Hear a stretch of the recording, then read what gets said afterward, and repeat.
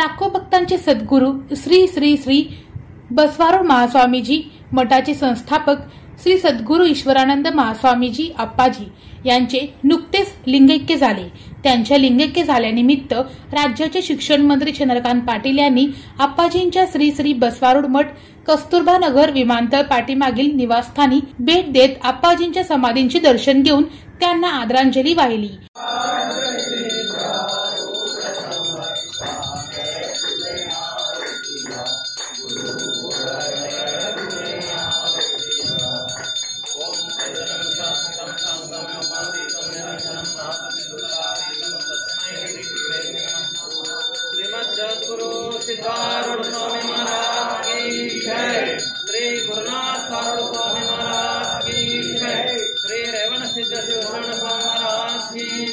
श्री बसवारूढ स्वामी महाराज की जय, श्री ईश्वरानंद स्वामी महाराज की जय, श्री राजराजेश्वरी माता की जय, श्री बंगारम्मा देवी माता की जय, श्री पार्वतम्मा देवी माता की शिवाय नमः शिवाय नमः शिवाय नमः शिवाय नमः शिवाय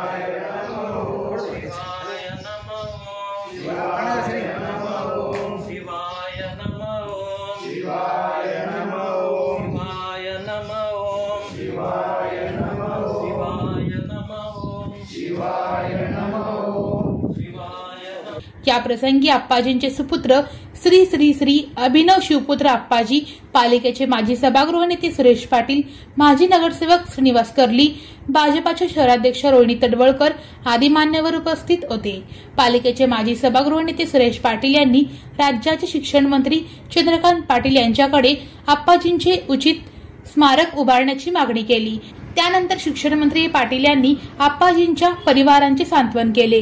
तुम्ही इथं सर्व कसं केला होता तसं आप्पाजीचं जे काही आपण आता समाधी केला होता 9 दिवसांनी आपण तिथं श्रद्धांजलीचा कार्यक्रम करणार आहे, परंतु तिथं ते सर्व परिसर थोडं बांधून करून काय करतात ते शासनाकडून आपण थोडं तुम्ही आम्ही काहीच करत नाही, जे ठरलं आहे ते त्या वेळेला होतं। जे काही करायचं असेल ज्या दिवशी असेल त्या दिवशी उधळ मारली जाईल। आजारी पडले, ॲडमिट झाले, बरे झाले, आले तर तुम्ही खूप सेवा केली। मला आता पण असंच वाटायचं परत येतीलच। मी मध्ये आलो त्यावेळेला मी सांगितलं सगळं नीट होणार, 2 महिने नीट गेले, ते बोलायला नाही माझ्याशी बोलले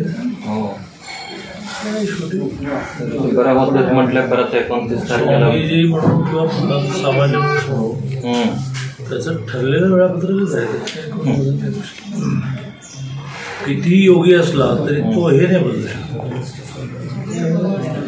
समजा मी म्हणजे मला खूप गोष्टी कळायला लागल्या म्हणजे शिक्षण मंत्री पाटील यांनी सोलापुरात आप्पाजींचे स्मारक उभारण्याचे ठोस आश्वासन दिले।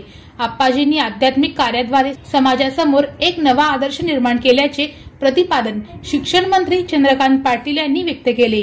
स्वामी महाराज ज्यांना लोक श्रद्धेने, प्रेमाने, आपुलकीने आप्पाजी म्हणायचे, त्यांचं निधन झालं अशा योगीच्या बाबतीमध्ये शोध आपण बरोबर नाही, पण ते या सगळ्या जंजाळातून मुक्त झाले आणि 100% त्यांना मुक्ती मिळाली असेल असं एक ओढ ह्या आश्रमाबद्दल नेहमी राहिली।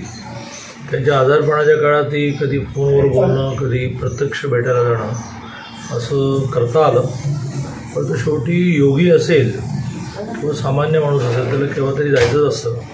त्याप्रमाणे त्यांचं निधन झालं, एक मोठी आध्यात्मिक क्षेत्राची हानी झालेली आहे। कारण आगामी काळ हा लोकांना अधिकारवाणीने मार्गदर्शन करण्याचा आहे, लोक उगाचच कोणाचं काही ऐकणार नाही।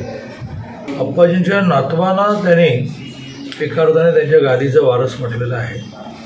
त्यांनी ही गादी अतिशय प्रभावीपणे ताकदीने चालवावी आणि आप्पाजींनी जसं आयुष्यभर लोकांना दिशादर्शन केलं, समाधान दिलं, तसं त्यांनीही करावं।